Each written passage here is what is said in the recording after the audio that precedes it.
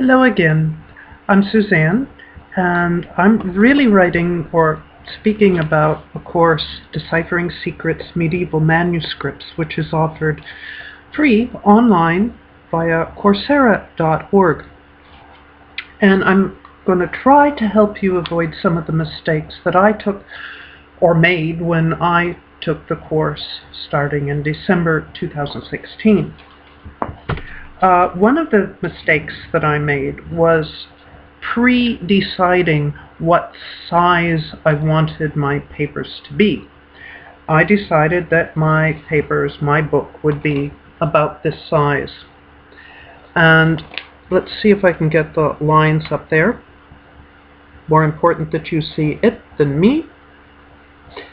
And that is at half a centimeter spacing.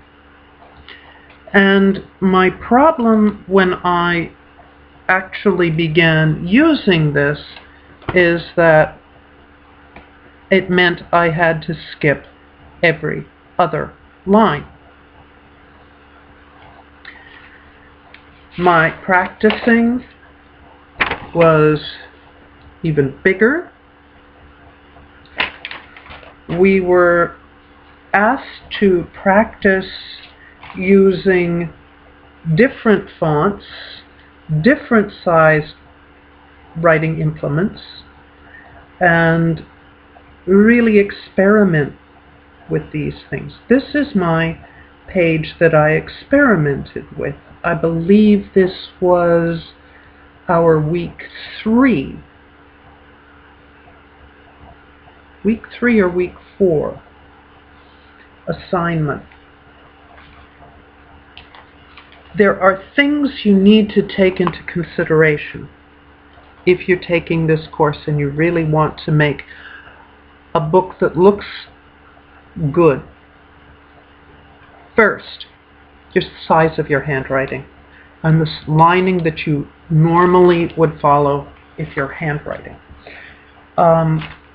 Those of us who are used to using computers for everything, going back to handwriting, what size do we use? What size are we comfortable with? Do we use a very fine point?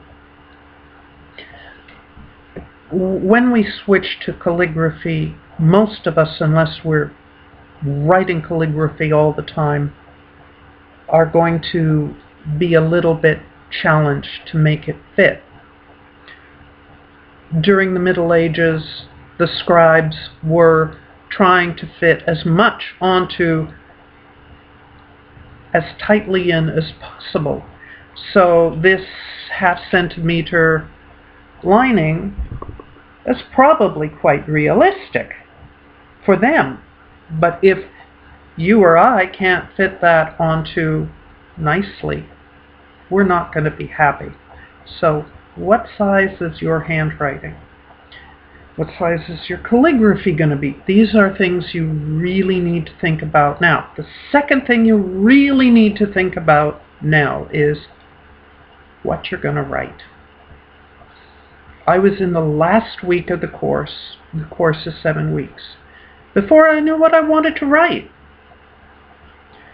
And sorry, that's a bit late. It didn't quite work out for me.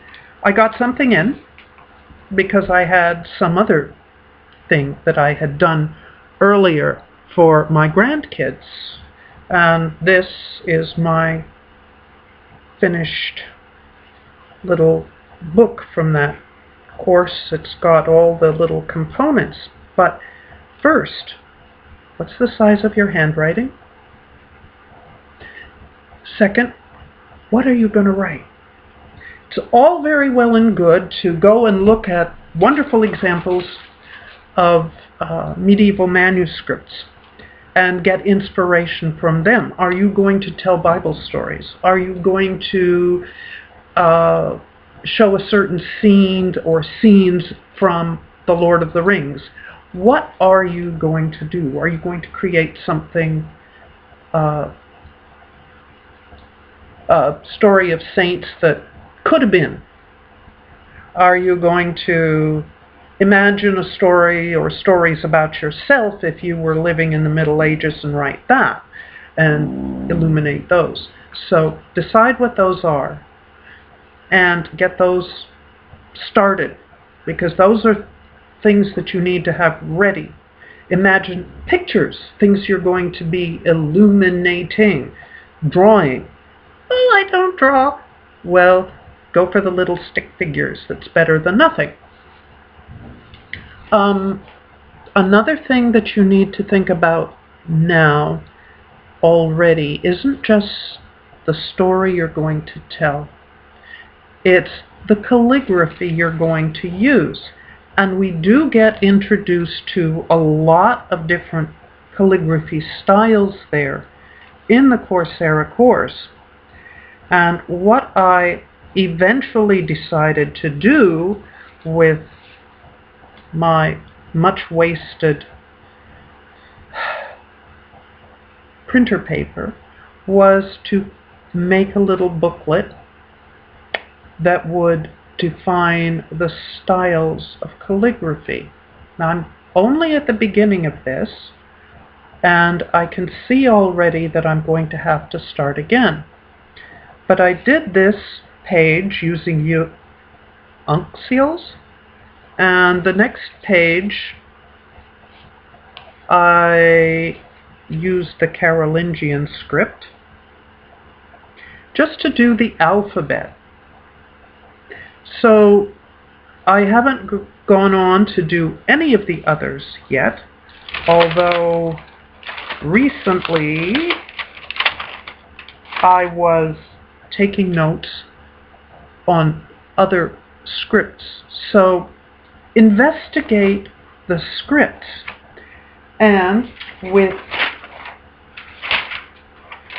paper such as you are used to writing on that has the lining that you are used to using, write the scripts. Write the alphabets. Explore the size of the pens so that you can really begin to get a feel for how big that's going to look. And do you have the pen size that you want? Is that the script size? But I strongly encourage each of you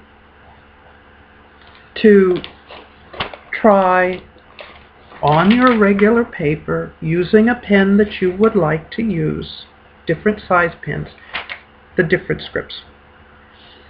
Because as soon as you start doing that and you're practicing those scripts, you begin to find which one you like best. You may want to try different hands to see, which means different scripts, to try and pretend that different people wrote what's in your coming book.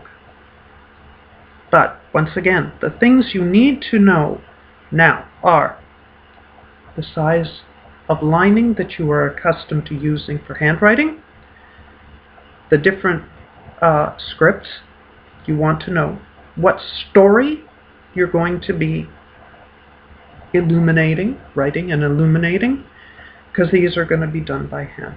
You need to practice with different size writing implements now. Okay? So those are the things you need to think about already at the beginning. Holes in the pages, they're really cute. But you want to have a hole where you want to have a hole and embroider it any way you want to.